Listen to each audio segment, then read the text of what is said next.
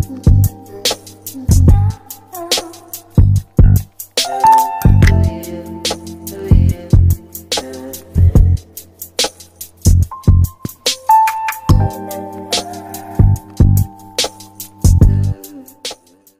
নাম মোহাম্মদ আরবি হোসেন, আমার বাড়ি চট্টগ্রাম।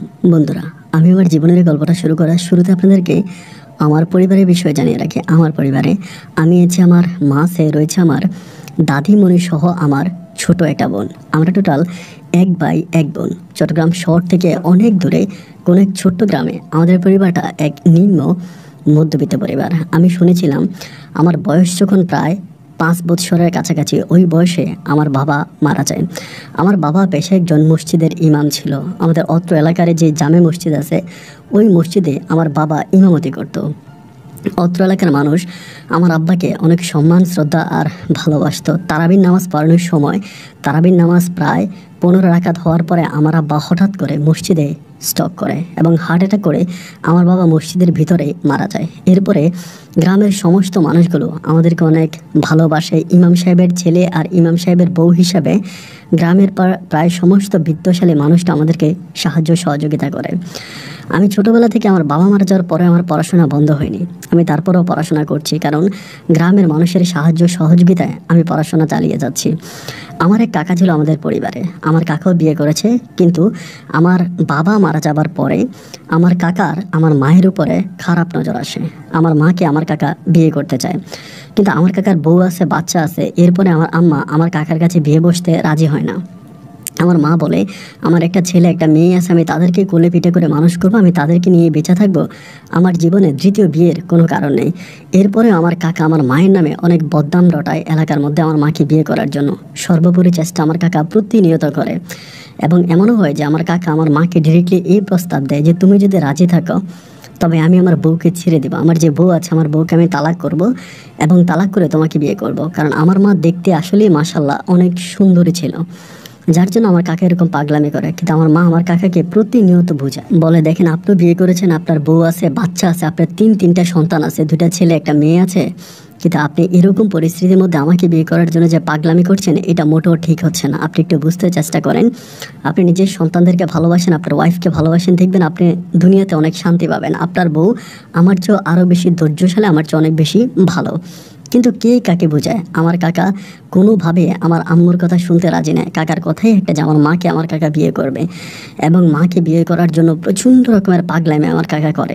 এরপরে একটা পর্যায়ে আমার মা আমার কাকার জ্বালায় অতিষ্ঠ হয়ে আমাদের ওই গ্রাম ছেড়ে চলে যায় আমার নানু বাড়িতে।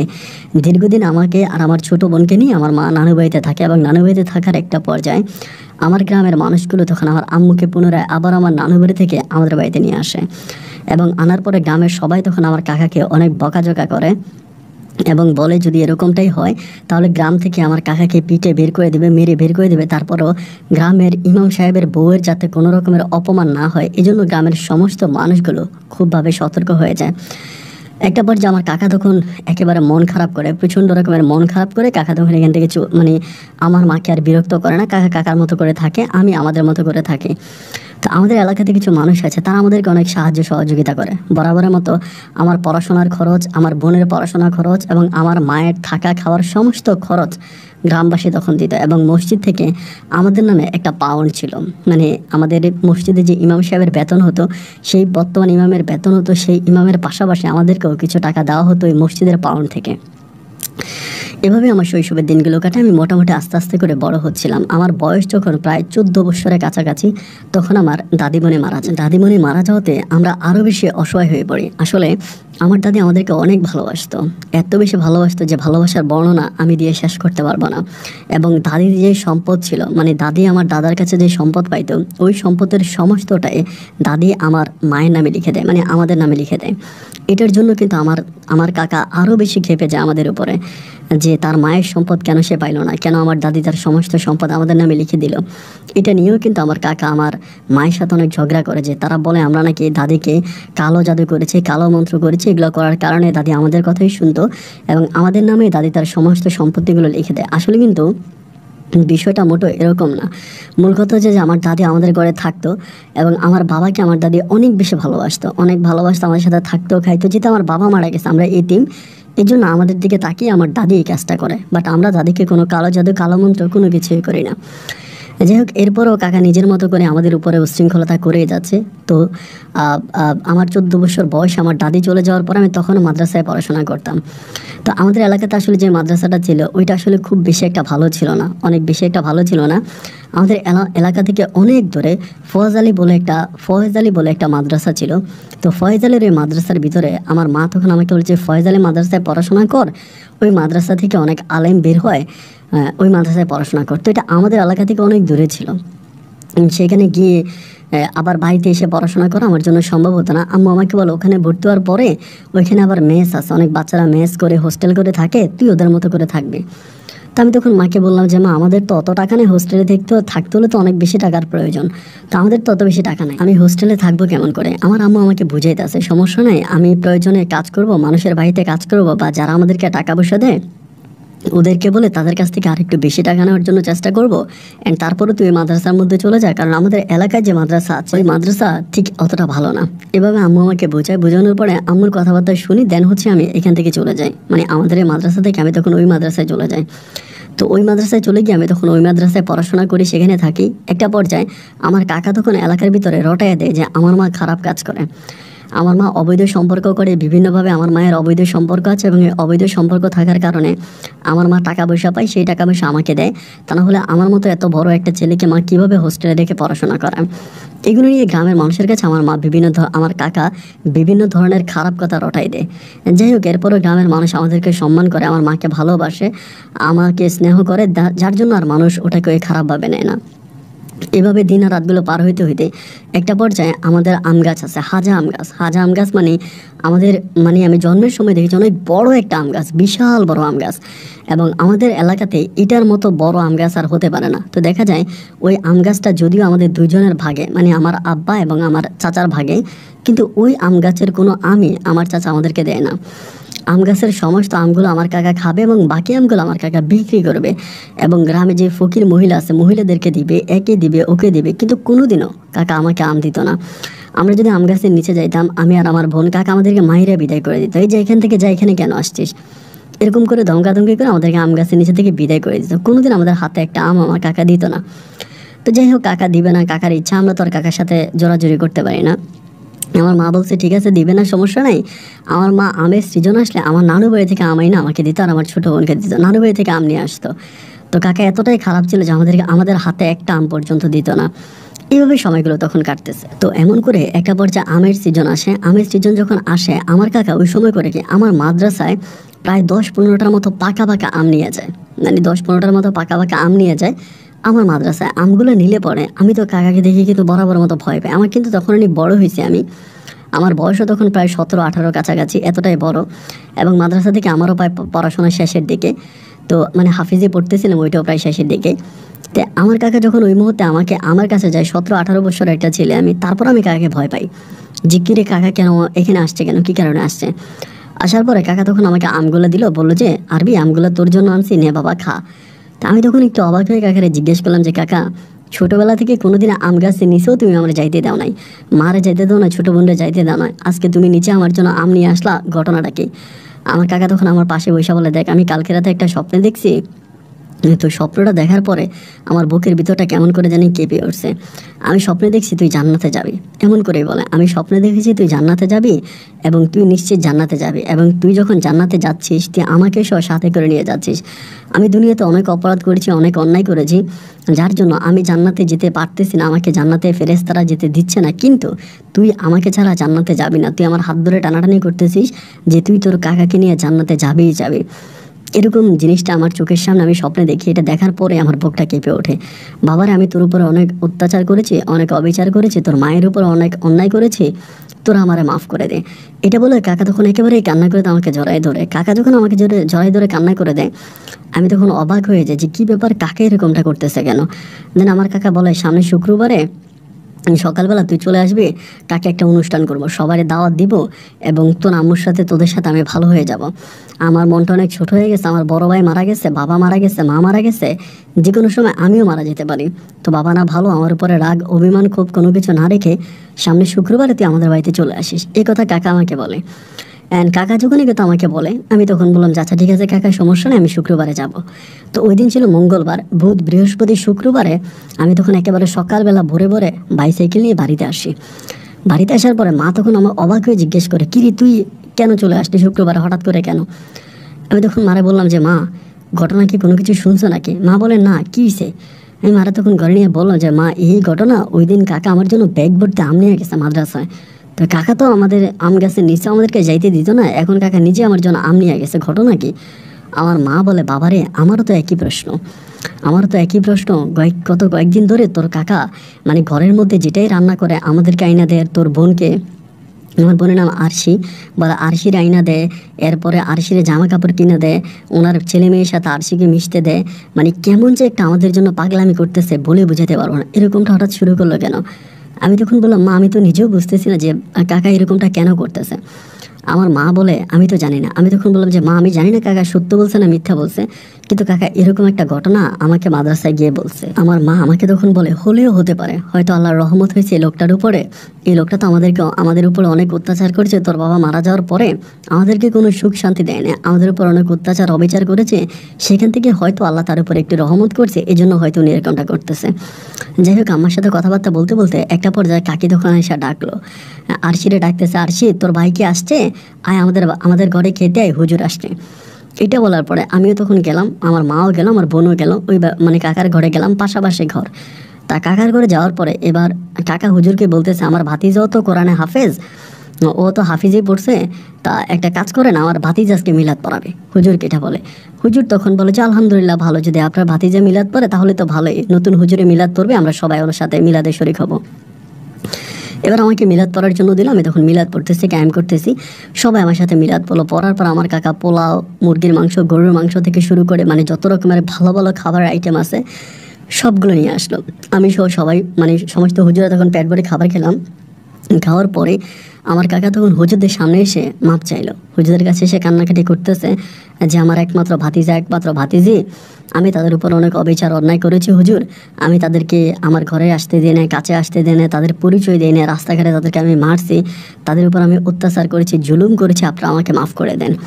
তো সেখানে আমাদের মসজিদের ইমামও ছিল, আমাদের মসজিদের ইমাম তখন আমার কাকাকে বললো যে দেখেন, একটা মানুষ যত বড়ই অপরাধ করুক না কেন, সে যদি তার অপরাধ বুঝে অনুতপ্ত হয়ে আল্লাহ তাআলার কাছে ক্ষমা চায় এবং যেই মানুষটার কাছে অন্যায় করেছে সেই মানুষটার কাছে ক্ষমা চায়, তবে রাব্বুল আলামিন তাকে মাফ করে দেয়। আপনি যেহেতু অন্যায় করে নিজে নিজে অনুতপ্ত হয়েছেন, আপনার অন্যায়ের যেহেতু আপনার অন্যায় আপনার ভিতরে আপনাকেই কষ্ট দিচ্ছে, তাহলে এই অন্যায়ের শাস্তি আল্লাহ তাআলা আপনাকে আর দেবে না। আশা করি আপনি বিষয়টা বুঝতে পারছেন। এরপরে কাকা আমাকে জড়ায় ধরে হাউমাউ করে কান্নাকাটি করে। তা হুজুরে তখন বলে, দাও তোমার কাকাকে মাফ করে দাও, কাকার গায়ে বাপের গন্ধ পাওয়া যায়, মাফ করে দাও। যাই হোক, এরকম করে বলার পরে একটা পর্যায়ে আমি কাকাকে তখন মাফ করে দিলাম, বললাম যে ঠিক আছে, আমার কাকার উপরে আমার আর কোনো অভিযোগ নেই, আমি সমস্ত কিছু মেনে নিলাম। যাই হোক, আলহামদুলিল্লাহ, এরকম করে কাকার সাথে আমার মিল মোহাব্বত হয়ে গেল। এরপরে আমি বিকেলবেলা পুনরায় আবার মাদ্রাসায় চলে আসলাম, এবং মাদ্রাসায় আসার পরে সেটা হচ্ছে অলওয়েজ যে কাকা আমাদের ঘরে যাচ্ছে, আমাদের ঘর থেকে আসতেছে, আমার আম্মা যাচ্ছে, মানে দুইটা পরিবার যেন আর দুইটা পরিবার নাই। হঠাৎ করে আমার কাকিমা তখন বলে বসলো যে আমরা কেন আলাদা রান্না করব। আপনি কেন আলাদা রান্না করবেন, আমি কেন আলাদা রান্না করব, আমরা একসাথেই রান্না করব। এই কথা আমার আম্মাকে বলে। তাহলে আমার আম্মা বলে, আমার ছেলে মেয়ে তারপরে একসাথে রান্না করাটা কি ঠিক হবে? আমার কাকি বলে, ঠিক হবে না কেন, অবশ্যই ঠিক হবে, আজ থেকে আমরা একসাথে রান্না করব। এর তখন এক চুলার ভিতরে রান্না করা শুরু হলো। আমাদের ঘরের যে চুলা ছিল এটা ভেঙে ফেললো। অ্যান্ড একটা পর্যায়ে তখন আমরা দুটো পরিবার একইভাবে থাকতেছি, একই ঘরে থাকতেছি। আমার বোন আরশি তখন, আমার কাকাতো ভাই আছে দুইজন, কাকাতো বোন আছে একজন, ওদের সাথে মিলেমিশে খেলাধুলা করে খুব ভালো সময় কাটাচ্ছে। আলহামদুলিল্লাহ, আমার সময়ও ভীষণ ভালোই কাটতেছে। আমি তখন আলেম পাশ করলাম, আলেম পাশ করে ওই মাদ্রাসার মধ্যে আমি তখন শিক্ষকতা করতেছি, ওই মাদ্রাসায় পড়াশোনা করতেছি। এরকম করে একদিন, 2 দিন, 3 দিন করে কাটতেছে। আমি বাড়িতে যাচ্ছি, বাড়ি থেকে আসতেছি, চলাফেরা করতেছি। একদিন হঠাৎ করে একটা অন্যরকম স্বপ্ন আমি দেখতে পাই। স্বপ্নটা ঠিক এরকম ছিল, আমি স্বপ্নটা দেখি যে এরকম, যে আমি একটা গাছের নিচে বসে আছি। এর আগের দিন কিন্তু আমি বাড়ি থেকে আসছি, বাড়িতে গেছিলাম, বাড়ি থেকে আসার পরেই স্বপ্নটা দেখি যে আমি একটা গাছের নিচে বসে আছি। একজন অনেক বড় দিনদার আলেম, মানে দাড়িওয়ালা, মানে টুপিওয়ালা, পাঞ্জাবি পরা, যাকে দেখলে মনে হয় যে তিনি অনেক বড় একজন বুজুর্গ, তিনি আমার সামনে এসে আমাকে ডাক দেয়, ডাক দেওয়ার পর আমি তখন উঠার পরে তিনি আমাকে নিয়ে হাঁটতেছে। আমি ওনার সাথে কথা বলার জন্য চেষ্টা করি, উনি আমার সাথে কোনো কথা বলে না। এরকম করে হাঁটতে হাঁটতে আমাকে অনেক দূর পর্যন্ত নিয়ে যায়। অনেক দূর নিয়ে যাওয়ার পরে একটা আপেল বাগান, চারদিকে আপেলের গাছ, আপেল পাকা পাকা আপেল গাছে ধরে আছে। উনি তখন আমাকে পাশে বসায়, আপেল বাগানে বসে আমাকে বলে যে আরবি, তুমি যদি এমন একটা কাজ করো যে কাজটা করলে তুমি দুনিয়াতে বসে জান্নাত পেয়ে যাবা, দুনিয়াতে বসে জান্নাত পাবা, তোমাকে এমন একটা কাজ করতে হবে, এই কথা আমাকে বলে। অ্যান্ড আমি তখন বললাম যে এটা কী কাজ করতে হবে। তিনি আমাকে বলে প্রথমে আমি তোমাকে দেখাই। আমাকে তিনি প্রথমে এমন কিছু জিনিস দেখায় যেগুলো আমি জীবনে দুনিয়াতে বসে কখনোই দেখি নাই। এত সুন্দর সুন্দর নারী, এত সুন্দর সুন্দর রূপবতী নারী এই পৃথিবীতে আমি এরকম একটা নারীও দেখি নাই। এত রূপ, এত যৌবন, এত সুন্দর। উনি আমাকে বলে এগুলো হচ্ছে জান্নাতের হুর। তুমি যদি আমার কথা শোনো তো এই জান্নাতের হুরগুলো তোমার সেবা যত্ন করবে, তোমার সাথে থাকবে এবং পুনরায় তোমাকে আরও কিছু কাজ করতে হবে। আমি তখন বললাম যে আরও কিছু কী কাজ? উনি আমাকে দেখালো যে জান্নাতের পুরো জান্নাতটা উনি আমাকে ঘুরে দেখালো। আমি জান্নাতের সুগন্ধে জান্নাত এত সুন্দরভাবে দেখলাম যেটা আমি আসলে বলে বোঝাতে পারবো না। এত সুন্দর জান্নাত দেখার পরে তিনি আমাকে প্রস্তাব করলো যে তোমাকে একটা কাজ করতে হবে। একটা কাজ করার পরে তুমি যদি এই কাজটা করো তারপরেই আমি তোমাকে এই জান্নাতে নিয়ে আসবো, তোমাকে দুনিয়া থেকে নিয়ে আসবো। তো আমি তখন বললাম যে আমাকে কী কাজ করতে হবে? হচ্ছে দুনিয়াতে বসে তোমার ছোটো বোন আরশিকে তোমাকে বিয়ে করতে হবে। এই কথাটা শোনার পরে আমি তো ঘুমের ভিতরে আছি। আর আরেকটা বিষয় হচ্ছে আমি এমন কিছু জিনিস আমার চোখের সামনে দেখছি, এমন কিছু জিনিস আমি আমার চোখের সামনে দেখতে পাচ্ছি, এমন কিছু ঘটনা আমার চোখের সামনে স্পষ্ট ঘটতেছে, যেগুলো দেখার পরে আমি আর কোনো ডাইন বা কোনো কিছু চিন্তা করলাম না। উনি আমাকে বলে তোমার বোনকে তুমি যদি বিয়ে করো তাহলে সমাজের মানুষ তোমাকে কি বলে, তোমার সমাজটাকে আমরা পরীক্ষা করব। তোমার সমাজটাকে পরীক্ষা করব, সমাজের কি মানুষ তোমাকে কি বলে এই জিনিসটা পরীক্ষা নিরীক্ষা করব, এবং যার জন্য তোমার বোনকে বিয়ে করলে তুমি সরাসরি জান্নাতে চলে আসতে পারবা, এবং এটা হবে আমাদের একটা পরীক্ষা, এটা আমার একটা পরীক্ষা। এই কথা তিনি আমাকে বলে এবং তিনার একটা আরবি অনেক বড় একটা নামও বলে। এবং এটা বলার পরে আমার তখন ঘুমটা ভেঙে যায় এবং ঘুমটা ভাঙার পরেই আমার ঘুমটা ভাঙলে পরে প্রায় আমাদের এখানে যতগুলো হুজুর ছিল বা স্টুডেন্ট ছিল প্রায় সবাই যখন একসাথেই ঘুম ভাঙে, সবাই তখন বলে সবাই নাকি অনেক দারুণ একটা সুঘ্রাণ পাচ্ছিল। একইভাবে ওই ঘ্রাণটা তখন আমিও পাচ্ছিলাম। আমি তখন ঘ্রাণটা পাচ্ছিলাম, এত সুন্দর সুঘ্রাণ জীবনে কখনো পাই নাই, এরকম মধুর গান। আমি তখন হুজুরকে বললাম, আমাদের এখানে আরেকজন প্রিন্সিপাল আবার আমাকে উনি বলেও দিয়েছে এই কথা তুমি খবরদার কাউকে জানাইতে পারবা না। তুমি তোমার বোনকে বিয়ে করবা, কীভাবে করবা এটা তুমি জানো, কোন কৌশলে তুমি করবা তুমি জানো, কিন্তু এই ঘটনা তুমি কাউকে জানাইতে পারবা না। এই ঘটনা কারোর সাথে জানাজানি করা যাবে না, জানাজানি করলে তোমার বড় ক্ষতি হয়ে যাবে। আর তুমি এটা করার পরেই তুমি সরাসরি জান্নাতে চলে আসতে পারবা, এরকমভাবে উনি আমাকে বলে। যখনই আমার ঘুমটা ভাঙলো সবাই তখন এইভাবে বলে যে আমরাও সুঘ্রাণ পাচ্ছিলাম। আমি তখন আমার মসজিদের যে একজন বড় হুজুর ছিল ওনার সাথে বিষয়টা জাস্ট অতটুকু আলোচনা করলাম যে দেখেন আমি একটা স্বপ্নে দেখেছি, স্বপ্নে যে জিনিসটা আমি দেখেছি এটা স্বপ্নের কথা আমি বলতে পারবো না, কিন্তু স্বপ্নের ওই প্রস্তাবটা আমাকে দিয়েছে, আমি যদি ওই প্রস্তাবে কাজ করি তবে কি এটা ভালো হবে কি খারাপ হবে। তিনি আমাকে বলে, আমাদের ওই বড় হুজুর আমাকে বলে স্বপ্নে তুমি কি দেখেছো না দেখেছো সেটা আমি জানি না এবং সেটা আমি জানতেও চাই না, তবে আমি তোমাকে নিশ্চিত করে জাস্ট এই কথাটা বলি যে তুমি একবার খেয়াল করে দেখো যে গ্রানটা আমাদের নাকে আসছে এটা পৃথিবীর কোনো গ্রান হতে পারে না, এটা সম্পূর্ণ জান্নাতি একটা গ্রান। সুতরাং জান্নাতি গ্রান যেহেতু আমাদের নাকে আসছে, তুমি যেটা স্বপ্নে দেখেছো স্বপ্নের কাজটাকে তুমি খুবই দ্রুত বাস্তবায়ন করো। আমি নিশ্চিত করে বলতে পারি যে এটা বাস্তবায়ন করার পরে তুমি দুনিয়াতে বসেই জান্নাতের মুখ দেখতে পাবা।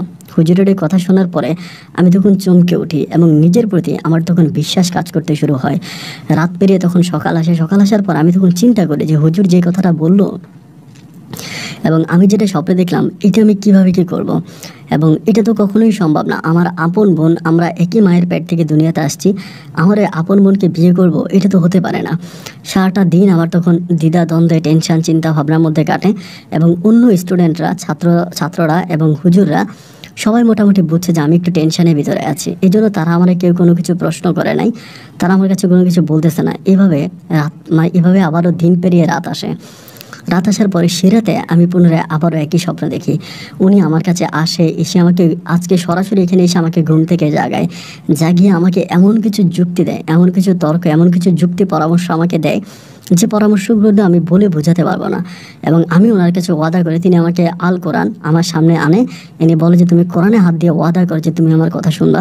আমি ওনার কথা মতো কোরআনে হাত দিয়ে বলি যে ঠিক আছে আমি আপনার কথা শুনবো এবং যেভাবে হোক আমি এটা করবো। ওনার কাছে আমি ওয়াদাবদ্ধ করি এবং সেদিনও একইভাবে সবার নাকে তখন এই সুঘ্রাণটা আসে, সবাই তখন নাকের ভিতরে এই সুঘ্রাণটা পায়। যাই হোক, এরপর আমি চিন্তা করি যে কী করা যায়, এটা কিভাবে করা যায়। পরের দিন আমি তখন বাড়িতে যাই, কিন্তু ভাই বাড়িতে যাওয়ার পরে আমার ছোট বোন, যে আমার রক্তের বোন, আমার ওই রক্তের বোনের প্রতি আমার একটা খারাপ নেশা কাজ করতে শুরু করে। ব্রণের দিকে তাকালে আমার ভিতরে তখন যৌবনের এক নেশা কাজ করতে শুরু করে। আমি তখন বুঝতে পারতেছিলাম না যে আমি যেটা করতে যাচ্ছি এটা কি, বা এটা আমার ভিতরে কেন কেন আমার ভিতরে এই জিনিসটা জাগতেছে। সে তো আমারই ছোটো বোন, আমার তো একই রক্ত, কিন্তু কোনোভাবেই নিজের ভিতরের ওই লালসাটাকে আমি ধরে রাখতে পারতেছি না। সময়টা যত সামনের দিকে যাচ্ছে আমি ততই আমার ছোটো বোনের প্রতি আকৃষ্ট হয়ে উঠতেছি। একটা পর্যায়ে আমি চিন্তা করলাম যে এই কথাটা আমি কাকে বলতে পারবো, মানে বিষয়টা আমি কাকে জানাবো, কার কাছে বলা যায়। আমি তখন এই কথাটা সর্বপ্রথম আমার যে কাকা আছে, আমি কাকার কাছে তখন বিষয়টা জানাই বলতে এরকম, আমি কাকাকে ডেকে বলে, কাকা আমি আপনাকে সব কিছু বলতে পারবো না, সমস্ত কিছু বিস্তারিত ভেঙে আমার পক্ষে বলা সম্ভব না, তবে আমি যদি আমার ছোট বোনকে বিয়ে করতে পারি কাকা, তাহলে আমি দুনিয়াতে বসে জান্নাতের সার্টিফিকেট পেয়ে যাব, আমি জান্নাতে যেতে পারবো, আমি আমার ছোট বোনকে বিয়ে করতে চাই। কাকা তখন আমার চোখে মুখের দিকে তাকিয়ে বলে, এটা তুই বললি কি বাবা? আমি বললাম, হ্যাঁ কাকা, আমি যেটা বলেছি এটা আমি জেনে শুনে বুঝে বলেছি, আপনি আমাকে আমার ছোট বোনের সাথে বিয়ের ব্যবস্থা করেন। আমার কাকা তখন বলে, তুই কোরআনে একজন হাফেজ, দিনদার ইমানদার একজন মানুষ, তুই যেটা বলবি সেটা তো অবশ্যই হবে, এবং সেটা করার জন্যে আমরা চেষ্টা করব, তুই চিন্তা করিস না, এবং এই কথাটা তুই কারো কাছে বলিস না, আমি যখন বলবো তখনই তুই লোককে জানাবি, এবং আমি তোকে সমস্ত কিছু বলে দেবো, কারোর সাথে শেয়ার করার প্রয়োজন নেই। এবং কাকার সাথেও তখন আমি আর কোনো কিছু শেয়ার করলাম না, কোনো কিছু বললাম না, এখানে আমি স্টপ রয়ে গেলাম। 3 দিন পরে আমার কাকা পুনরায় আবার আমার এই মাদ্রাসায় আসছে। 3 দিন পরে এসে আমাকে বলে যে, আরবি তুই কাকাকে যে কথাটা বললি, এই কথাটা কাকা কিন্তু গতকালকে স্বপ্ন দেখেছি। আমি তখন বললাম, কি বলেন, আপনিও স্বপ্ন দেখেছেন? উনি বলে, হ্যাঁ, স্বপ্নে আমার কাছে এরকম একটা হুজুর আসছে। আমি বললাম, হ্যাঁ। তিনি বলে, এই হুজুর এসে আমাকে বলেছে আরবি যে তোমার কাছে প্রস্তাব নিয়ে আসছে, সেই প্রস্তাবে তুমি রাজি হয়ে যাও, প্রস্তাবে রাজি হয়ে তুমি আরবির যে কথা বলেছে সেই কাজটা তুমি সম্পূর্ণ করো, এতে তুমিও জান্নাতবাসী হবা। আমি তখন বললাম, দেখেছেন কাকা, স্বপ্নটা আমিও দেখেছি, এবং যেদিন রাতে আমি স্বপ্ন দেখি সেদিন রাতে পুরোটা রুম এত সুঘ্রাণ হয়। আমার কাকা বলে, একই কথা আমার বাড়িতেও, তোর কাকিমা, তোর কাকা, তো ভাই বোন সবাই বলতেছে যে এত দারুণ ঘ্রাণ তারা সে রাতে পেয়েছে, যা অতীত জীবনে কখনোই পায় নাই। আমি তখন বললাম যে, কাকা কি করা যায়, এটার তো খুব দ্রুতই একটা বাস্তবায়ন রূপ দিতে হবে, কারণ আমি যেটা স্বপ্নে দেখেছি আমি নিশ্চিত যে আমার এই স্বপ্নটা পরিপূর্ণভাবে বাস্তব। আমার কাকা তখন বলে, তুই চিন্তা করবি না, আমি এটা খুব দ্রুতই বাস্তবায়ন করার জন্য চেষ্টা করব, কিন্তু এটা কিভাবে বাস্তবায়ন করব, এটা তো অনেক কঠিন একটা বিষয়, বাট তারপর আমি তো সাথে থেকে এটার প্রতি একটা বাস্তব রূপ দেওয়ার জন্য চেষ্টা করব, তুই চিন্তা করিস না, বাট এই বিষয়টা শুধু তুই নিজের মাঝে রাখ, বিষয়টা কখনো কারোর সাথে জানাজানি করবি না, শেয়ার করবি না। আমি তখন বললাম, না কাকা, এটা তো কারোর সাথে শেয়ার করার মতোই না, আমি এটা কারোর সাথেই শেয়ার করবো না, এই নিয়ে আপনি কোনো চিন্তা ভাবনা করেন না, আপনি শুধু এই জিনিসটা বাস্তবায়ন করার জন্য চেষ্টা করে যান। অ্যান্ড কাকা তখন পুনরায় এখান থেকে চলে গেল, বাড়িতে গেল, অ্যান্ড এইভাবে দিন রাতগুলো পার হচ্ছে। বাট আমি 2 দিন পর পরে স্বপ্নে দেখতেছি আমাকে খুব তাড়া দিতেছে। আমি তোকে বিষয়টা বললাম, তুই এটা করিস না কেন, তুই আমার কাছে ওয়াদাবদ্ধ হয়েছিস, কোরআনে হাত দিয়েছিস, তুই আমার কথা কেন শুনছিস না, এরকম করে করে আমাকে তখন এই বিষয়গুলো বলতে থাকে। আমি তখন একটা ঘরের মধ্যে থাকি, এবং ওই ঘরের মধ্যে আমি তখন সব কিছু ভুলে যাই। অ্যান্ড এমন একটা পর্যায়ে আমার কাকা তখন করলো কি, কয়েকদিন পরে পুনরায় আবার মাদ্রাসা আসলো, এসে আমাকে বলে, আরবি আমি আগামীকালকে তোর বোনকে নিয়ে আসবো, সাথে একটা হুজুর আমি নিয়ে আসবো, কারণ অন্য কোনো হুজুর তার বিয়ে পড়াইতে রাজি হবে না, আমি একটা হুজুর নিয়ে আসবো, এখানে তুই বিয়ে করবি, বিয়ে করে সরাসরি তোর বোনকে নিয়ে তুই বাড়িতে যাবি, তোর বোন যতই কিছু করবে তোর কোনো সমস্যা নাই, কিন্তু তুই তোর বোনকে যেভাবেই পারস তোর বোনকে নিয়ে বাড়িতে যাবি, বাকিটা আমি সামলাবো। কাকা এটা বললো, এবং পরের দিন সকালবেলা কাকি আমার বোন আরশিকে নিয়ে তখন কাকা মাদ্রাসার এদিকে আসলো। আসার পরে কাকা সাথে করে একজন হুজুরে নিয়ে আসলো, এবং এইটা আমার কাকা তখন ওই হুজুরের মাধ্যমে আমাকে সেখানে আমার বোনকে বিয়ে করাইলো। আমি তখন আরশিকে বিয়ে করি, এবং যেভাবে মানে কোরআন অনুযায়ী ওভাবেই বিয়ে করি। আমাদের গ্রামের 2 জন লোককে আমার কাকা সাথে করে নিয়ে আসলো, যারা সাক্ষী হলো।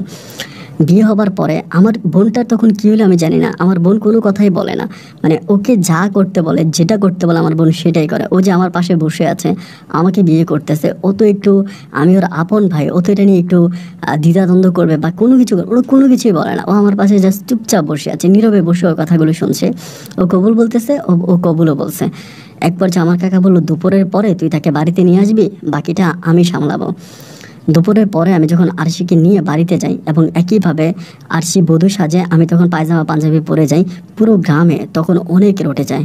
আজকের সময়ের মতো যদি ইন্টারনেট আর ফেসবুকের ব্যবস্থা ওভাবে থাকতো তাহলে হয়তো এই জিনিসটা মুহূর্তের মধ্যে ভাইরাল হয়ে যেত, কিন্তু সেই সময় মোবাইল আর ইন্টারনেটের ব্যবস্থা ওভাবে ছিল না, যার জন্য বিষয়টা শুধুমাত্র গ্রামের কিছু মানুষ জানতে পারছে।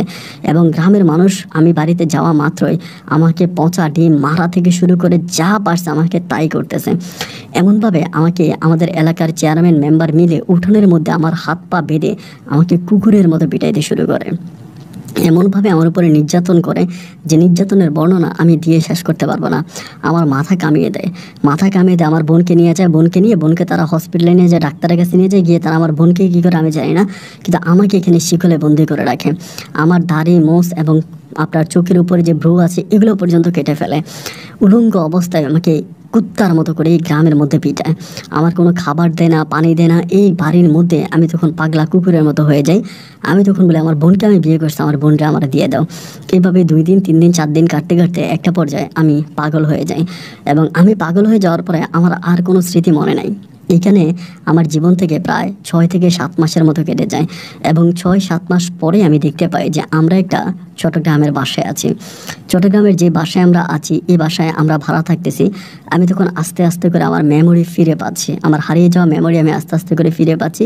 এবং পাওয়ার পর আমি তখন মাকে চিনতেছি, আমার বোন আরশিকে চিনতেছি। আমার মা তখন চট্টগ্রামের একটা গার্মেন্টসে চাকরি করে, আমি তখন আস্তে আস্তে করে আমার দেন জ্ঞান সব কিছু ফিরে আসে। আসার পর আমি মাকে জিজ্ঞেস করলাম, মা এরকমটা কেন হইল এবং আমরা কেন গ্রাম থেকে শহরে চলে আসলাম, তুমি কেন গার্মেন্টসে চাকরি করো, কাকা কই, কাকি কই, আমাদের বাড়ির ঠিকানা কই? আমার মা তখন আমাকে বলে যেই ঘটনা তুই ঘটিয়েছিস এবং এই ঘটনার পরে গ্রামের সব মানুষরা আমাদেরকে মেরে গ্রাম থেকে বের করে দিয়েছে। আমি তখন বললাম, মা আমি তো এরকম একটা স্বপ্ন দেখেছি। মা আমাকে বলে যে স্বপ্ন তুই দেখেছিস এই স্বপ্ন তোকে একটা শয়তান দেখিয়েছে এবং এই ঘটনা তোর কাকা ঘটিয়েছে। আমি শোনার পরে অবাক হয়ে মাকে জিজ্ঞেস করি যে মা, ভালো হওয়ার পরে আমি মায়ের মুখ থেকে সম্পূর্ণ কথাগুলো শোনার পরে আমি চমকে উঠি। আমি জানতে পারি যে আমার কাকা আমাদের সাথে হঠাৎ করে ভালো হয়ে যাওয়ার একটাই উদ্দেশ্য, কারণ কোনোভাবে গ্রামের মানুষের চোখে আমাদেরকে ছোট করতে পারতেছে না, গ্রামের মানুষের চোখে আমাদেরকে খারাপ করতে পারতেছে না। গ্রামের সমস্ত মানুষ আমাদেরকে ভালোবাসে এবং আমাদের বিপক্ষে কোনো কথা বললে গ্রামের মানুষ আমার কাকার উপরে চড়ে ওঠে। যার জন্য আমার বোনের নামে কোনো বদনাম রটাইতে পারে না, আমার নামে কোনো বদনাম রটাইতে পারে না, আমার আম্মার কোনো ক্ষতি করতে পারে না। এই জন্য কাকা আমাদের শত্রু থেকে হঠাৎ করে বন্ধুতে রূপান্তরিত হয়ে যায় এবং বন্ধুতে রূপান্তরিত হওয়ার পরে কাকা আমার উপরে একটা জিন চালান করে, আমাকে খাওয়ায়, আমাকে কালো জাদু করে, ব্ল্যাক ম্যাজিক যেটাকে বলে, এটা করে আমার উপরে ওই কালো জিনটাকে জাদু করে। কালো জিনটাকে তখন আমার উপরে বর্ষণ করে এবং কালো জিনটা যখন আমার উপরে আসার পরে ওই জিন তখন বিভিন্ন হুজুরের সুরত ধরে আমাকে এই জিনিসগুলো স্বপ্নে দেখায় এবং স্বপ্নে আমাকে এমন কিছু জিনিস দেখায়, সবাই হয়তো অবাক হয়ে যাবেন যে স্বপ্নে এই জিনিসগুলো দেখার পরে আমি কেন এত মরিয়া হয়ে উঠলাম। শুধু আমি না, আমি নিশ্চিত করে বলতে পারি আমি তো একজন কোরআনে হাফেজ ছিলাম, অথচ যেই কোনো মানুষকে যদি এই জিনিসটা দেখানো হয়, যে কোনো মানুষ যদি এই জিনিসটা দেখে তো সেও পাগল হয়ে যাবে। এরকম দৃশ্য পৃথিবীতে আর তৃতীয়টা হতে পারে না। এমন দৃশ্য আমি আমার স্বপ্নে দেখেছি, আমি আমার চোখের সামনে স্পষ্ট জান্নাত দেখেছি, যে জান্নাত মানুষ মৃত্যুর পরে দেখে, এটা আমি দুনিয়াতে ঘুমের মধ্যেই দেখেছি। যার জন্য আমি ডাইন পাও সমস্ত কিছু বলে ওই শয়তানের প্রলোভনায় পড়ে আমি আমার বোনকে বিয়ে করার জন্য এরকমটা করেছি। শুনেছি আমার মায়ের মুখে, যেদিন সকালবেলা আমার কাকা আমার ছোটো বোনকে নিয়ে আমার ছোটো বোনকে নাকি ইঞ্জেকশন দিয়ে নিয়ে গেছিলো, যার জন্য আমার ছোটো বোনের ভিতরে কোনো সেন্স ছিল না। ইঞ্জেকশন নিয়ে আমার ছোটো বোনকে আমার সাথে বসাইছে এবং বিয়ে হবার পরে আমার কাকা গ্রামে এসে গ্রামের 2জন সাক্ষী সহ গ্রামের চেয়ারম্যান মেম্বার গণ্যমান্য সমস্ত লোকদের কাছে বলে, যে ছেলেরা আপনারা গ্রামবাসীরা টাকা দিয়ে পড়াশোনা করাইতেছেন, যে ছেলেরা আপনারা গ্রামের মানুষরা মাথায় করে নাচতেছেন, সেই ছেলে এমন এক ঘটনা ঘটিয়েছে, এমন এক কাজ করেছে যা পৃথিবীর ইতিহাসে কখনো কোনোদিন কোনো মানুষ চিন্তাও করতে পারবে না। গ্রামের মানুষটাকে তখন আমার কাকাকে জিজ্ঞাসা করে কি করেছে, বলে ও ওর ছোট বোন আরশিকে বিয়ে করে ফেলেছে এবং দুপুরের মধ্যে আমি খবর পেলাম ও আরশিকে নিয়ে গ্রামে ফিরবে। এই কথা বলে গ্রামের সমস্ত মানুষগুলোকে আমাদের প্রতি আকৃষ্ট করে তুলেছে, আমাদের প্রতি উস্লিয়ে দিছে এবং গ্রামের সমস্ত মানুষ আমি বাড়িতে ঢোকা মাত্রই আমাকে এভাবে মারা শুরু করছে। আমিও তো বিষয়টাতে অবাক হয়ে গেলাম যে বাড়িতে ঢোকা মাত্র কেন আমাদের বাড়ির মানুষগুলো কিভাবে জানলো, চেয়ারম্যান মেম্বার থেকে শুরু করে সমাজের সমস্ত গণ্যমান্য ব্যক্তিবর্গ আমাদের বাড়িতে কেন উপস্থিত। বাড়িতে যাওয়া মাত্রই কেন তারা আমার উপরে ভাগের মতো দিয়ে বসে। এবং আমার কাকা তখন গ্রামের সমস্ত মানুষের কাছে এই জিনিসটা বললে পরে আমাকে তখন এখানে মারে। এবং আমি সেই তাবিজের দখল সহ্য করতে না পেরে, ব্ল্যাক ম্যাজিকের দখল সহ্য করতে না পেরে, টেনশানে চিন্তা ভাবনায় পরে আমি মানসিকভাবে পাগল হয়ে পড়ি। এবং আমি যখন মানসিকভাবে পাগল হয়ে পড়ি, আমি আমার বোনকে নাকি বউ বলে ডাকতাম, যে আরশি আমার বউ আমার কাছে আসে না কেন, আমার বউকে আমার কাছে আসতে দাও, আমার বউয়ের সাথে আমি থাকবো, এরকম করে নাকি আমি কথাবার্তা বলতাম। পরে গ্রামের সমস্ত মানুষরা মিলে আমাদেরকে গ্রাম থেকে বিতাড়িত করে দেয়, গ্রাম থেকে বের করে দেয়। এবং গ্রাম থেকে বের করে দিলে পরে আমার মা তখন আমাকে নিয়ে চট্টগ্রাম আসার পরে আমার দূর সম্পর্কের এক খালার সহযোগিতা আমাকে হুজুরের কাছে নিয়ে যায়। এবং হুজুর তখন সমস্ত বিস্তারিত ঘটনাগুলো বলে যে ওকে একটা জিন ওর উপরে চালান করা হয়েছে এবং জিনের প্রলোভনায় পড়ে ওই ধরনের কাজগুলো করেছে। একটা পর্যায়ে আমি তখন আস্তে আস্তে করে ভালো হতে শুরু হই। আমি বাড়ির মধ্যে থাকি, আমি মানে উচ্চ সুরে কোরআন তালাওয়াত করতাম। আমি তো কোরআনে হাফেজ ছিলাম, কোরআন তালাওয়াত করতাম। আমার বোনের পায়ে ধরে ক্ষমা আছে। আমার বোনও বিষয়টা জানে পরিপূর্ণভাবে, ও জানে যে এগুলো আমার কাকা চালাকি করে, দুষ্টমি করে, আমার কাকা কালো জাদু করে এই জিনিসগুলো ঘটাইছে। তো আমার মা তখন গার্মেন্টসে চাকরি করতো। আমি তখন আস্তে আস্তে করে এই কালো জাদুর গোড় থেকে বেরিয়ে আসি। কালো জাদুর গোড় থেকে বেরিয়ে আসি, নিজের যে কোরআন তালাওয়াত করি। এবং আমিও তখন আমার মায়ের সাথে গার্মেন্টসে চাকরিতে ঢুকি। এবং আমি যে আমার মা যে গার্মেন্টসে চাকরি করতো, আমি তখন একই গার্মেন্টসে চাকরি করি। এভাবে মাস 3 গার্মেন্টসে চাকরি করার পরে আমাদের ওই গার্মেন্টসের পিএম সাহেব, যিনি পিএম আছে, তিনি জানতে পারছে যে আমি কোরআনে হাফেজ। এটা জানার পরে তিনি তখন আমাদের এখানে যে আমাদের গার্মেন্টসটা অনেক বড় ছিল, তো ওই বড় গার্মেন্টসের মসজিদও ছিল, নারীদের নামাজের ব্যবস্থা ছিল এবং পুরুষের নামাজের ব্যবস্থা ছিল। তা পুরুষের যে নামাজের ব্যবস্থা আছে ওইটার ভিতরে তখন তিনি আমাকে ইমামের চাকরি দিল। দেখা যায় যে এরকম হয় যে ওই যেখানে পুরুষরা নামাজ পড়ে ওই জায়গাটার ভিতরে গার্মেন্টসের লোক তো অনেক ময়লা করে ফেলে, আবর্জনা করে ফেলে এবং নামাজের সময় ওরকম নামাজই পাওয়া যায় না। ইমাম নাই, যে পারে সেই নামাজ পড়ায়, এরকম কোনো ধরা বাঁধা ইমাম নাই। এই জন্য ওই গার্মেন্টসের যে মসজিদ আছে, গার্মেন্টসের মসজিদের ইমামের চাকরিটা তখন আমাকে পিএম সাহেব দিল। আমাকে বললো যে তুমি এই গার্মেন্টসের ইমামতি করবা। আমি তখন ওখানে ইমামতি করি এবং গার্মেন্টসের মসজিদটা ময়লা হলো এটা পরিষ্কার করে আমি মসজিদের দায়িত্বে তখন থাকি। আমার আম্মু তখন অনেক সম্মান, সবার কাছে অনেক সম্মান পায় যে আমি যেহেতু মসজিদে ইমামতি করি। আমার মা এই গার্মেন্টসে চাকরি করে বলে সবাই আমার মাকে অনেক সম্মান করে ইমামের মা হিসাবে। এমন করে তখন আমার দিন রাতগুলো কাটতেছে। এমন করতে করতে একটা পর্যায়ে প্রায় 1 থেকে 1.5 বছরের মতো কেটে যায়। এরই মাঝে আমার ছোটো বোনকে আমরা চট্টগ্রামে একটা জায়গায় বিয়ে দিই। যার কাছে বিয়ে দিই তিনিও মোটামুটি ভালো আছে, তিনিও গার্মেন্টসে চাকরি করে। গার্মেন্টসের একজন সুপারভাইজার ছিল, দিনদার মুসলিম একজন ভাই ছিল, বহুত আলেম দিনদার। উনি আমাদের এই সমস্ত ঘটনাগুলো জেনে আমার ছোটো বোনকে বিয়ে করতে রাজি হয়। দেন আমার ছোটো বোনকে আমরা ওইখানে বিয়ে দিই। বিয়ে দেওয়ার পর আমার ছোটো বোন সেখানে ভালোই আছে। আমি তখন গার্মেন্টসে চাকরি করতেছি। আস্তে আস্তে করে এলাকাতে তখন খোঁজ খবর দিতে থাকি। এলাকাতে খোঁজখবর নিয়ে আমি যেটুকুন জানতে পারি, আমাদের যে এলাকায় যত জায়গায় সম্পত্তি আছে, আমাদের ঘর বাড়ি যা আছে সমস্ত কিছু আমার কাকা দখল করে নিয়েছে। কারণ আমার কাকা দখল করারই কথা, জায়গা সম্পত্তির জন্যই কিন্তু আমার কাকা মূলত এই কাজগুলো করেছে। এবং আমার মা যখন গ্রাম থেকে বেরিয়ে যায় তখন গ্রামের সমস্ত মানুষ বলে দিয়েছে আমার মা যেন বলেও কোনোদিন ওই গ্রামের ভিতরে না ঢোকে, আমার মা যেন ওই গ্রামের মধ্যে না আসে। মা যদি এই গ্রামে আসে তাহলে গ্রামের মানুষ আমাদেরকে পিটায় মেরে ফেলবে, এরকমভাবে আমার মাকে হুমকি ধুমকি দেওয়া হয়। যার জন্য আমার মা কখন আর ওই গ্রামে যায়নি। তো দূর থেকে আমি খোঁজখবর নিয়ে জানতে পারি যে আমাদের গ্রামের সমস্ত জায়গায় সম্পত্তি আমার কাকা দখল করেছে। আমাদের বাড়িটা পর্যন্ত, আমাদের ঘরটা পর্যন্ত ভেঙে দিয়েছে। আমাদের ঘর ভেঙে আমার কাকা ওখানে নিজের মতো করে ঘর উঠিয়েছে। আমাদের যে ধানি জমি আছে, ফসলি জমি আছে, সমস্ত কিছু আমার কাকা বুক দখল করতেছে। তো আমি দূর থেকে অনেকভাবে চেষ্টা করলাম বাড়ির মধ্যে ঢোকার জন্য, আমার বাপের ভিটায় যাওয়ার জন্য, আমার বাবার দাদার কবরের কাছে যাওয়ার জন্য, কিন্তু কোনোভাবে আমি ওই গ্রামে ঢুকতে পারি না। গ্রামের আশেপাশে গেলে গ্রামের মুরব্বীদের কাছে খবর চলে আসে যে আরবি গ্রামের দিকে আসতেছে, তখনই গ্রামের মানুষ আমার উপরে তেড়ে বসে। একবার আমি ঈদের নামাজ পড়ে, চট্টগ্রাম শহরে ঈদের নামাজ পড়ে আমি গেলাম গ্রামে আমার বাবার কবর জিয়ারত করার জন্য। গ্রামে ঢুকা মাত্রই আমাকে এমনভাবে মারলো, আমি আসলে বলে বোঝাতে পারবো না। সেই মায়ের খেয়ে পুনরায় আমি আবারও গ্রাম থেকে চলে আসি শহরে।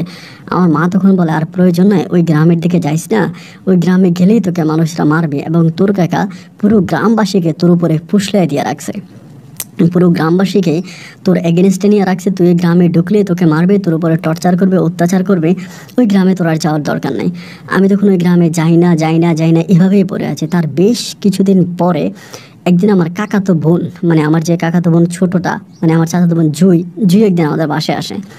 কেন কি আমাদের বাসার ঠিকানাটা বের করে। ওই জুই কিন্তু দেখতে একটু সুন্দর ছিল না, একেবারে বিশ্রী চেহারা ছিল। মানে আল্লাহ তাআলা তাকে এরকম করে বানিয়েছে আর কি। ওর দাঁতগুলো অনেক উঁচা ছিল, একটু প্রতিবন্ধী টাইপের, মানে প্রতিবন্ধী মনে হতো কিন্তু প্রতিবন্ধী না।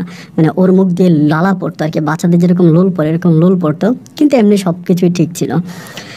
আমাদের বাসায় আসে, আমাদের বাসায় এসে আমার মায়ের জন্য কান্নাকাটি করে যে কাকি আমার বাবা, আমার মা আপনার সাথে এত বড় বেইমানি করছে, প্রতারণা করছে, এগুলো ওগুলো বলে মাঝে মাঝে। তো আমার বোনও আবার ওর সাথে মোটামুটি একটা মধুর সম্পর্ক হয়ে যায়। অ্যান্ড ও তখন প্রতি সপ্তাহে আমার আম্মুর কাছে আসে। ও তখন ওর বাবার চোখে ফাঁকি দিয়ে, ওর ভাইদের চোখে ফাঁকি দিয়ে কেমনে কেমনে ও চলে আসতো, আমাদের বাড়িতে আসতো, আমাদের বাসায় আসতো, এসে আমার সাথে কথাবার্তা বলতো। অ্যান্ড এরপর আমি মাকে মানা করতাম যে মা, সাপের ঘরে সাপই হয়, সাপের ঘরে কখনো অন্য কিছু হয় না।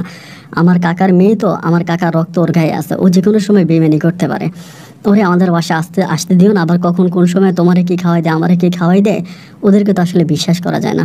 আমার মা তখন বলে যাই হোক, এই মেয়েটা ভালো তো, এসে আমাদের খোঁজখবর নেয়, আমাদের আশেপাশে আসে, ভালো লাগে, আচ্ছা যাই হোক সব কিছু ঠিক হয়ে যাবে। আম্মু তখন আমাকে এরকম করে বলে, বোঝায়। আমি তখন আমারে বললাম তারপরেও তুমি একটু সাবধানে থাকো, ওর সাথে এতটা ক্লোজ হওয়ার কোনো প্রয়োজন নেই, ওর কাছ থেকে দূরত্ব বজায় রাখাটাই ভালো। আম্মু তখন বললো আচ্ছা ঠিক আছে। যাই হোক এমন করে ও তখন আসা যাওয়ার মধ্যে মধ্যে অ্যান্ড একটা পর্যায়ে আমার কাকা, তখন ওরা একদিন মানে বুঝে যায় যে ও আমাদের এখানে আসছে। আসার পরে একদিন ও আসে এবং আসার পর ওর পিছন দিয়ে আমার কাকা আসে।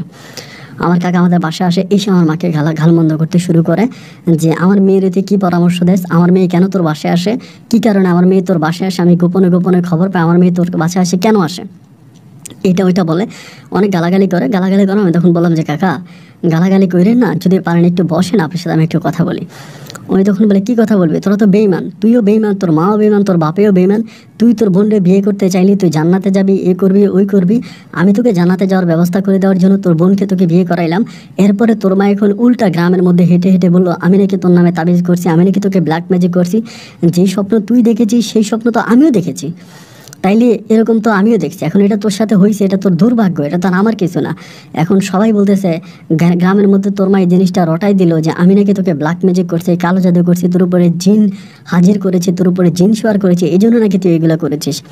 মানে কাকা তখন এরকম করে আমার সাথে বকাবাধ্য করতেছে, এগুলো বলতেছে, আমার আম্মাকে ব্লেম দিচ্ছে, দোষ দিচ্ছে।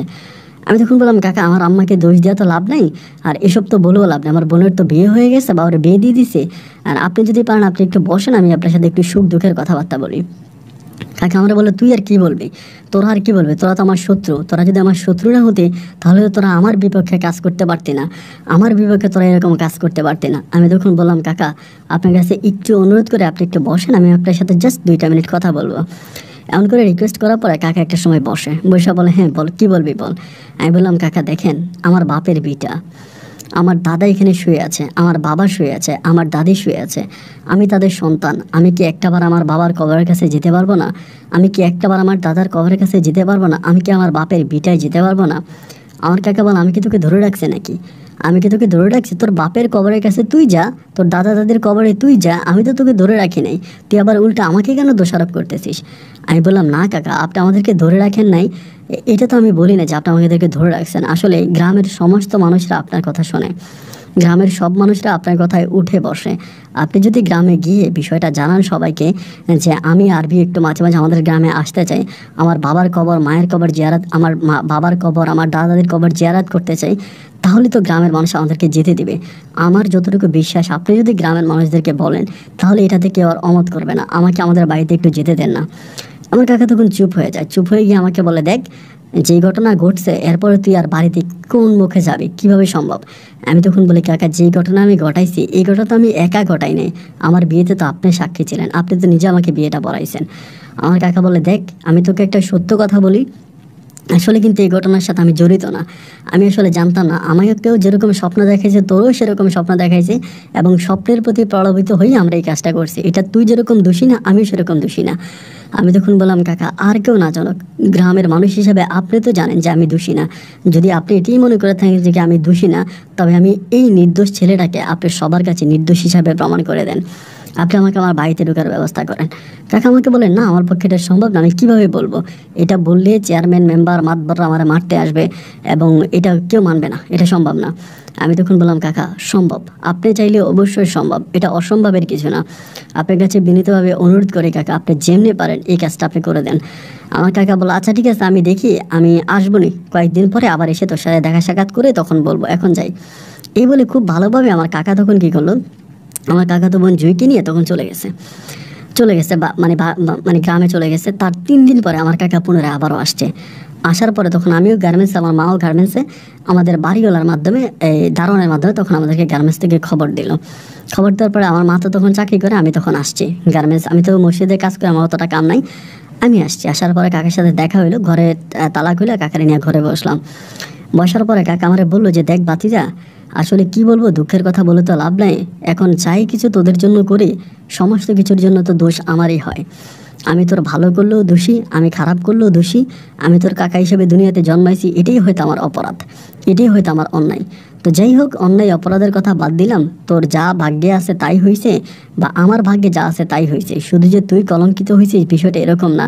অনেকে আমাকেও আমার আঙ্গুল দেখে আমাকে বলে যে অমুকের ভাতিজা তার ভাতিজিকে বিয়ে করে ফেলছে, এরকম করে মানুষ আমাকেও কথা বলে। জাস্ট আমি এগুলোই শুনি। কিন্তু তুই যে আমাকে কয়েকদিন আগে বললি যে তুই বাড়িতে যেতে চাস, তোর দাদাদের কবরে যেতে চাস, তোর বাবার কবরে যেতে চাস, তো দেখ আমি তো আসলে একটু অসহায় অবস্থার মধ্যে আছি।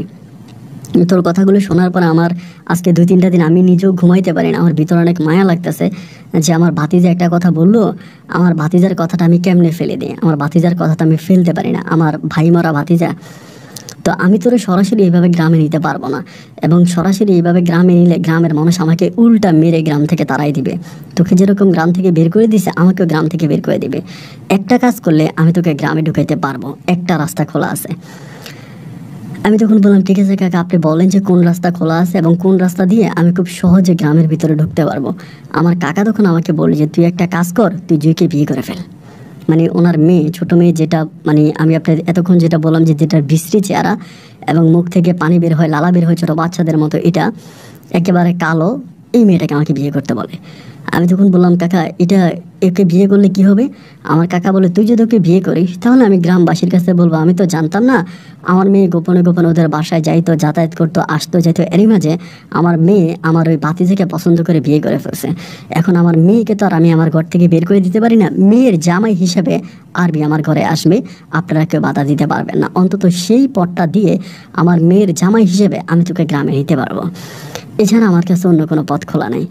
আমি তখন বললাম যে কাকা, এটা কি আপনি ভেবে চিনতে বলেছেন? আমাকে বলে হ্যাঁ বাবা, আমি সম্পূর্ণ ভেবে চিনতে ঠান্ডা মাথায় তোকে বললাম। এখন তুই তোর মায়ের সাথে আলোচনা করে আমাকে চিঠির মাধ্যমে জানাইস, অথবা আমি 2 দিন পর আইসা খবর নিয়ে যাব। আমি বললাম ঠিক আছে কাকা, আপনি 2 দিন পরে আসেন, 2 দিন পরে যদি আপনি আসেন তাহলে আমি আপনাকে জানাবো যে কী হয় না হয়, আমি আপনাকে খবর দেব। কাকা তখন চলে গেল। আমি গার্মেন্টসে গেলাম রাতের বেলা, মা আর আমি দুজনেই আসার পরে গার্মেন্টস থেকে আসছি।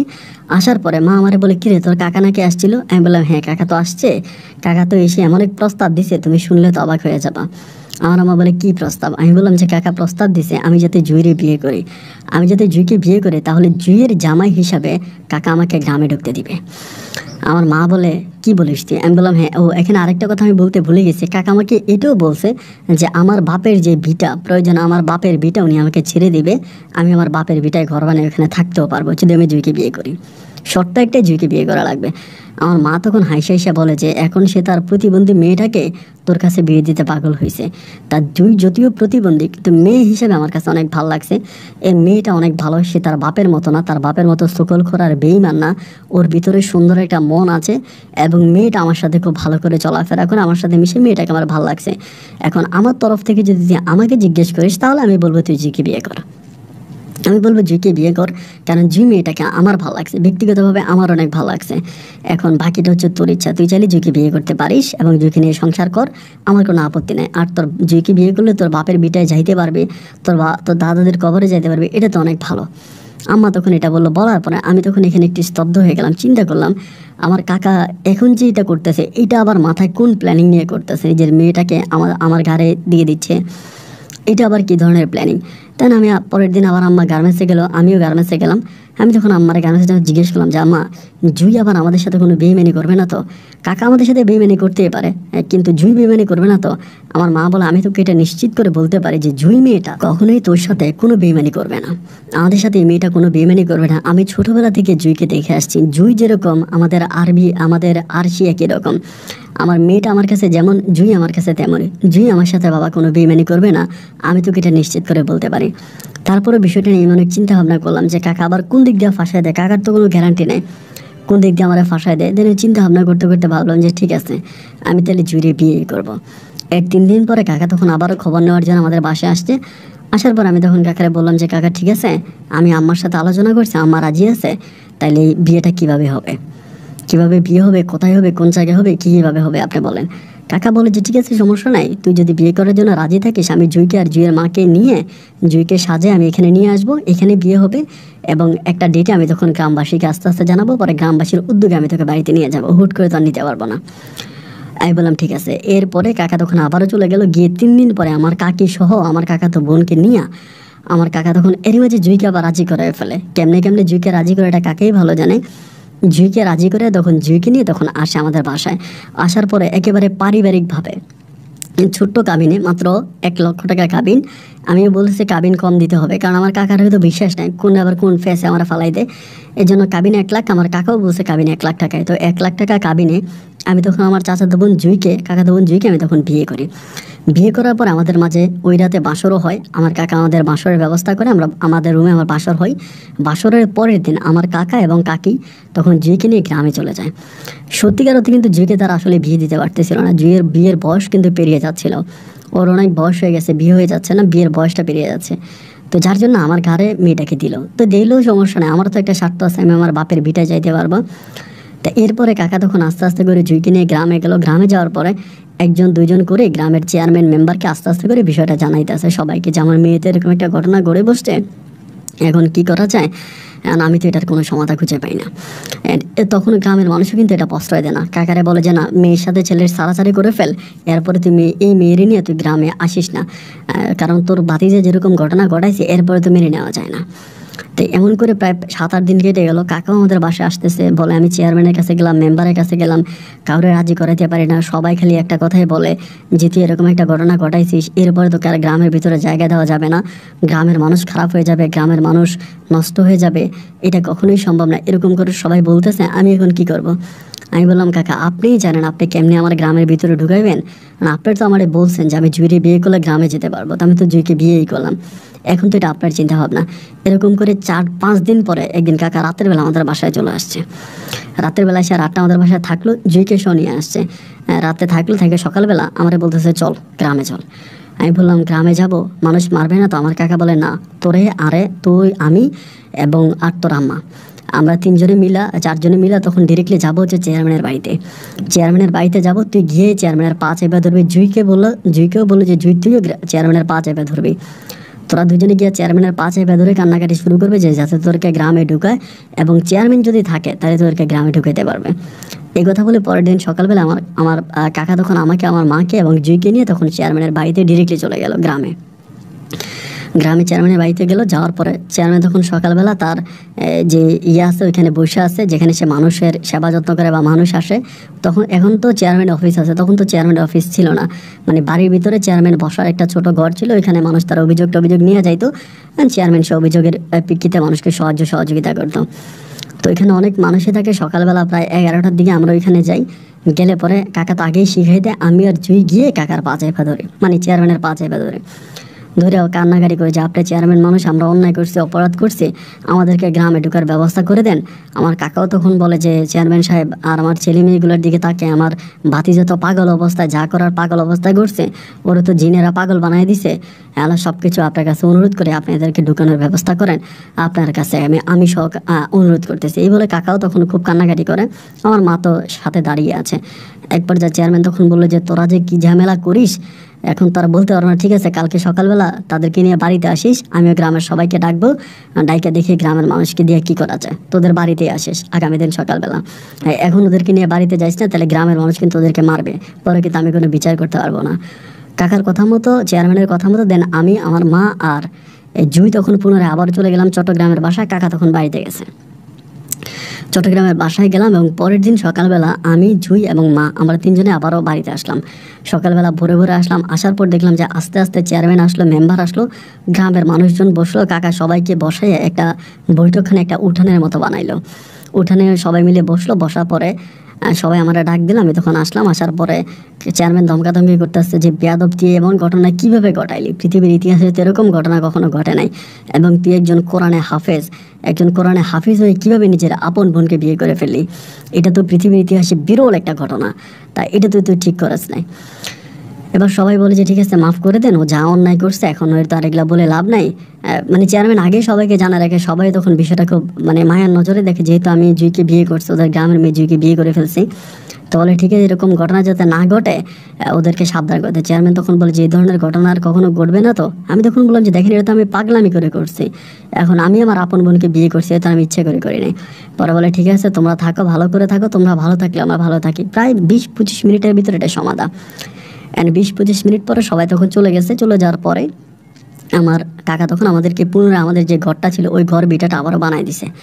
ঘর বিটা বানাই দিল, বানাই দিয়ে বলতেছে ওই ঘরের ভিতরে তুই জুইকে নিয়ে থাক। আমার মা তখন চাকরি ছেড়ে দিল, আমি তখন চাকরি ছেড়ে দিলাম। এবার আমরা সবাই, আমাদের মোটামুটি কিছু টাকা পয়সা হয়েছে, জমানো কিছু টাকা পয়সা আছে, ওইগুলো দিয়ে আমার মাও গার্মেন্টসে চাকরি করে, এটাও আমি চাই না। আর আমারও গার্মেন্টস ইমামতি করতে ভালো লাগে না, কারণ এখানে পর্দা ঠিক রাখা যায় না। অনেক মেয়েরা আছে তারা এমন পোশাক আশাক পরে আসে যে নিজের পর্দা ঠিক থাকে না। এই জন্য আমি তখন গার্মেন্টস থেকে বাড়িতেই চলে আসলাম যে মাঠে ঘাটে কিছু একটা করব। এবার বাড়িতে আসলাম, আসার পরে কাকা তখন আমাদের ঘরে আসে যায় এবং জুইয়ের জন্য পুকুর থেকে মাছ এইটা ওইটা দেয়। এখন আমার যে আরও কাকার 2টা ছেলে সন্তান আছে, আমার কাকা তো ভাই 2জন আছে যারা জুইয়ের বড়, তারা 2জনও তো বিয়ে করছে, তাদেরও ফ্যামিলি আছে। তারা তখন আস্তে আস্তে করে রাখতে শুরু হয় যে কী ব্যাপার, বাবা কেন বারবার জুইয়ের বাড়িতে যায় এবং কেন আমার কাকাতো ভাইকে, আমার জ্যাঠাতো ভাইকে আবার বাড়িতে এনে জায়গা দিল, কেন আমার জ্যাঠাতো ভাইয়ের কাছে জুইকে বিয়ে দিল। মানে কাকা যে জুইকে আমার কাছে বিয়ে দিছে এটা কিন্তু কাকা সম্পূর্ণ নিজের ইচ্ছায় করছে, মানে নিজের ইচ্ছায়, যে নিজের মেয়েটা প্রতিবন্ধী, মেয়েটাকে কাকা কিন্তু জুইকে অনেক ভালোবাসতো, মানে 2টা ছেলের চেয়েও জুইকে অনেক বেশি ভালোবাসতো। তো এখন কাকার কথা হলো আমার প্রতিবন্ধী মেয়েটাকে আমি বাড়ির কাছে বিয়ে দিলাম, মেয়েটা এখন আমার আশেপাশে থাকবে, আমার ভাতিজার কাছে থাকবে, ওই চিন্তা ভাবনা করে কাকা কিন্তু আমার কাছে বিয়েটা দিছে। কিন্তু আমার কাকা তো ভাই যে 2জন আছে তারা কিন্তু বিষয়টা মেনে নিতে পারে নাই। তাদের কথা হচ্ছে কেন আমাকে পুনরায় আবার এখানে এসে আমার জায়গা সম্পত্তি আমাকে বুঝিয়ে দেওয়া হলো, কেন আবার এরকমটা করলো। এবার তারা তাদের বাবের উপরে খেপতেছে, কথায় কথায় কাকার সাথে খারাপ ব্যবহার করতেছে, কাকাকে গালাগালি করতেছে যে কেন আপনি এদেরকে এখানে কেন জায়গা দিলেন, কেন আনলেন, এটা ওইটা বইলা জুইয়ের সাথেও খারাপ ব্যবহার করে। জুইকে তার ভাবিরা মানে তার ভাইয়ের বউরা মারতে আসে, আমার সাথেও কাকার বা আমার ওই যারা কাকা তো ভাইয়েরা রাস্তাঘাটে দেখাশোনা হলে খারাপ ব্যবহার করে যে আমি কেন তাদের বোনকে বিয়ে করলাম। আমার সাথেও তারা ভালো ব্যবহার করে না, মানে খুব খারাপ একটা অবস্থার মধ্যে তখন সময় কাটতেছে। কিন্তু আমার কাকা পুরো আমাদের পক্ষে, আমার কাকা পরিপূর্ণভাবে আমাদের পক্ষে, যে তুই যা বলবি তাই হবে। আমার কাকা তখন আমাকে, আমার কাকা তো বোনকে ছাড়া কিছুই বোঝে না, আমাদের ঘরে খায়, আমাদের ঘরে ঘুমায়, আমাদের ঘরে থাকে এবং 2 ছেলেকে তখন তুমি দেখতেই পারে না, 2 ছেলেকেও দেখতে পারে না এবং 2 ছেলের বউয়ের কথাও আমার কাকা শুনতেই পারে না। বলে ওরা খারাপ, ওদের কথা মুখ থেকে উচ্চারণ করবি না, ওদের কথা আমার কাকা বলেই না। আমাদের ঘরে খাচ্ছে, আমাদের ঘরে ঘুমাচ্ছে, আমাদের ঘরে কাকা সব কিছু। এবং জুয়ের জন্য বাজার করতেছে, মাছ ধরতেছে, এটা করতেছে ওইটা করতেছে, মানে সব কিছু জুয়ের জন্যই করতেছে। কাকা তো ভাই 2টা তো মনে করেন রাগে মাগে ফেটে যাচ্ছে যে এরকম ঘটনা কেন তাদের বাবা ঘটাইতেছে। এবার ধানি জমির দিকে আমাকে নিয়ে যাচ্ছে যে ধানি জমিতে তুই যা, ধানি জমি চাষ কর, এটা ওইটা করতেছে, জমির ভিতরে আমাকে দিছে। এইভাবে 5 দিন 6 দিন কাটার পরে তার 2 ছেলে একদিন হঠাৎ করে জমিনের ভিতরে কাকাকে ধরছে, 2 ছেলে মিলে তার বাপকে এমন মারা মারছে বলার মতো না। বাপকে এরকম পিটাইছে, পিটানোর পরে ওর মানে কাকা তার ছেলেদেরকে বলতে আছে যে সম্পদ তো আমার ভাইয়ের সম্পদ আমি জোর জবরদস্তি দখল করে নিয়ে গেছি, এখন আমার ভাইয়ের সম্পদ আমি ভাইয়ের ফিরে দিচ্ছি, তোদের এত লাগতেছে কেন, তোরা ইনকাম করে কামাই করে তোরা খা, তোদেরকে তো আমি বড় করছি, তোরা এখানে এরকমটা কেন করিস। কিন্তু আমার কাকা তো ভাইদের কথা হচ্ছে যে কেন তারা সম্পদগুলো এরকমভাবে দিয়ে দিবে, কেন আমার সম্পদ আমাকে ফিরিয়ে দিল। কাকারা মানে কাকা ভাইয়েরা তখন খুব খারাপ ব্যবহার করলো। একদিন কাকারা মাঠের মধ্যে মারার পরে মানে 2 ভাই মিলে কাকারে মারছে। কাকা একেবারে রক্তাক্ত অবস্থায় জুইয়ের কাছে আসছে। জুই তখন ঘরে নিয়ে কাকার মাথায় ব্যান্ডেজ করে মালিশ টালিশ করে দিতেছে।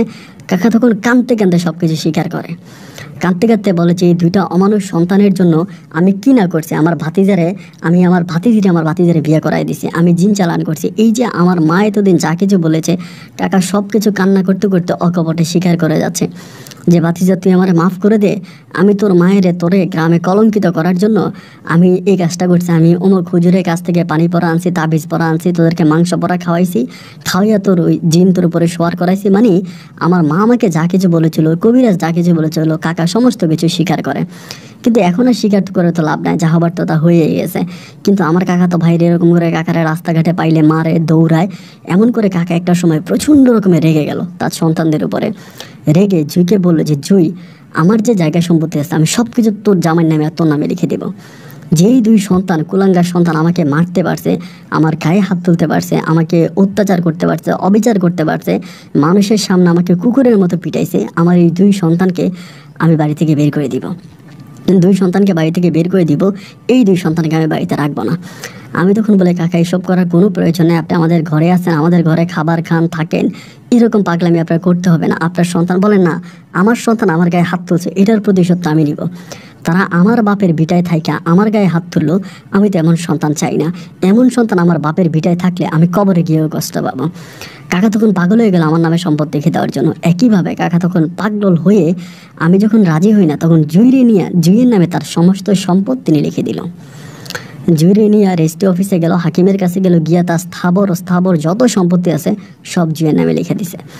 জুইয়ের নামে লিখে দিয়ে এবার জুইরে বলতেছে, তাদেরকে বাড়ি থেকে বের কর, তাদেরকে বাড়ি থেকে বের কর। আমি তখন বললাম যে, কাকা এটা কেন করতেছেন আপনি? ওদের চোখে আমাকে খারাপ করতেছেন। আমার কাকা বলে, ওরা হচ্ছে দুশ্মন, ওদের চোখে তুই খারাপ হলে সমস্যা নাই। কাকা এবার গ্রামের মানুষজন নিয়ে তার দুই ছেলের ঘর বাড়ি ভাঙা তাদেরকে ঘর থেকে উঠে দিছে, কারণ সম্পত্তি জুইয়ের নামে লিখে দিছে। জুইকে সহ নিয়ে তখন আমার কাকা তো ওই দুটাকে বাড়ি থেকে বের করে দিছে। জুই আবার করছে কি, আবার যেহেতু মামলা করতে পারে আমার চাচাতো ভাইয়েরা, এই আপনার এফিডেভিট মামলা করতে পারে, এই জন্য জুই আবার সম্পত্তিগুলো আমার নামে লিখে দিছে, মানে হাত বদল করে ফেলছে। কাকা তো ভাইগুলোরে মায়ের বাড়ি থেকে বের করে দিল, কাকা তো ভাইয়ের যে বউ ছিল, বাচ্চা ছিল, মানে সবগুলোরে পিঠে বাড়ি থেকে বের করে দিছে। এবার কাকা 5 ওয়াক্ত নামাজ পড়ে ছেলেগুলারে বের করে দিয়া, এর ছেলেগুলো চট্টগ্রাম শহরে চলে গেছে। পুরো কাকা সব কিছু তখন জুইয়ের নামে, মানে পুরো জায়গায় সম্পত্তি সব আমার নামে। এরকম করে প্রায় 2 বছর কেটে গেছে। 2 বছর পরে এক কনকনে শীতের রাতে আমার কাকা ইন্তেকাল করে, কাকা মারা যায়, এবং কাকা একা ঘরেই মারা যায়। কাকি তখন থাকে, কাকিও তখন অনেক অসুস্থ, বয়স হয়ে গেছে। আমার মা আলহামদুলিল্লাহ এখন অনেক শক্ত আছে কাকির তুলনায়। কাকা তখন মারা যায়, কিন্তু কাকা যেসব ঘটনাগুলো ঘটায়, কিন্তু আমার কাকি কোনো প্রতিবাদ করে না, কাকি কোনো কথা বলে না, কারণ কাকার মুখের উপরে কথা বললে কাকির খবর আছে, এই জন্য স্বামীর মুখের উপরে কথা বলে না। কাকা মারা যায়, তো কাকা মারা যাওয়ার পরে গ্রামের সবাই সে কাকে দাফন কাফন করি। দাফন কাফন করার পর আমার কাকি অলওয়েজে কাঁদে যে আমার 2টা ছেলে কোথায় যাচ্ছে, কোন জায়গায় আছে, কাঁদে। পরে একটা পর্যায়ে আমি জুইরে বললাম, জুই তোমার 2 ভাইকে চলে আসতে বলো। জুই আমাকে বলে যে, না এরা আপনার উপরে এত অবিচার করছে, আব্বার উপরে এত অবিচার করছে, ওদেরকে আনতে দিব না। আমি বললাম যে, না সম্পত্তি তো আমার নামে লিখে দিছ, তুমি তাদেরকে আসতে বলো।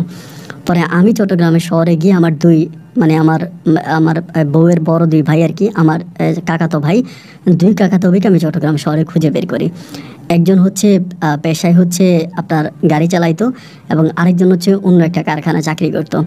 2 জনের অবস্থায় তখন খুব খারাপ হয়ে গেছিলো, চিনা যাচ্ছিল না, এত পরিশ্রম করে চেহারা এতটা খারাপ হয়ে গেছে। ওইখান থেকে তাদেরকে আমি পুনরায় আবারও নিয়ে আসি, এনে আমার যে পার্শ্ববর্তী ঘর আছে, আমার পার্শ্ববর্তী যে জায়গা আছে, তাদের ওই জায়গাটা আমি তাদেরকে দিয়ে দিই।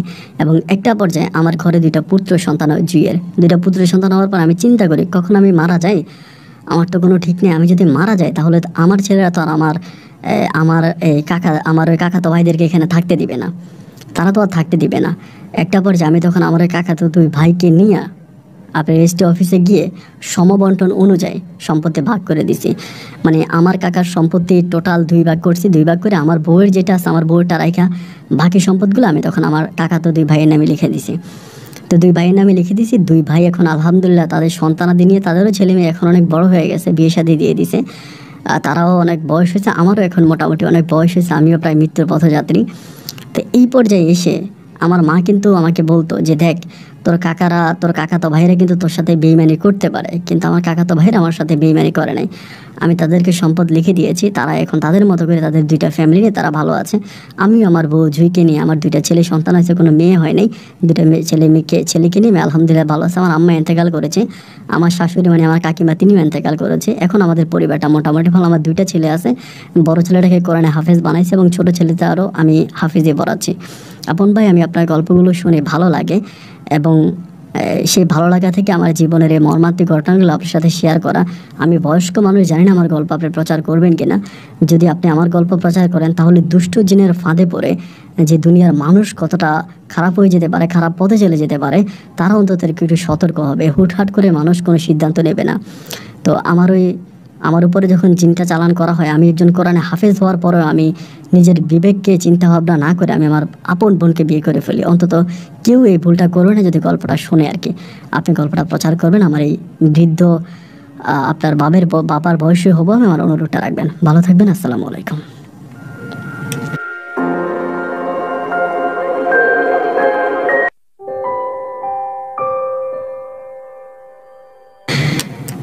প্রিয় বন্ধুগণ, সবাইকে অনেক বেশি ধন্যবাদ এতক্ষণ পর্যন্ত বন্দনা করে চট্টগ্রামের ভাই আরবির ভাই বলতে আমি আসলে ভাই বলেই সম্বোধন করি, যাদের গল্প বলি ওনাকে আমি ভাই করে সম্বোধন করলাম। তবে তিনি বয়স আমার পিতার সমতুল্য, অনেকটাই বড় মানুষ। তো ওনার গল্পটা শোনার জন্য সবাইকে অনেক বেশি ধন্যবাদ। দেখেন, এই গল্পের মাঝে একটা জিনিস আমাকে সত্যি অবাক করেছে। জিন জাতি পারে না এমন কিছু নাই। জিন জাতি মাঝে মাঝে এরকমও করে যে অনেকের মুখে শুনতে পায় যে কারো কণ্ঠ নকল করে, কারো কণ্ঠ নকল করে ঘরের দরজায় এসে ডাকাডাকি করে, অথবা কারো শুরুর ধরে যেন মৃত একটা মানুষ মারা গেছে অনেক বছর আগে, সেই মানুষটার রূপ নিয়ে রাস্তার পাশে দাঁড়িয়ে থাকে।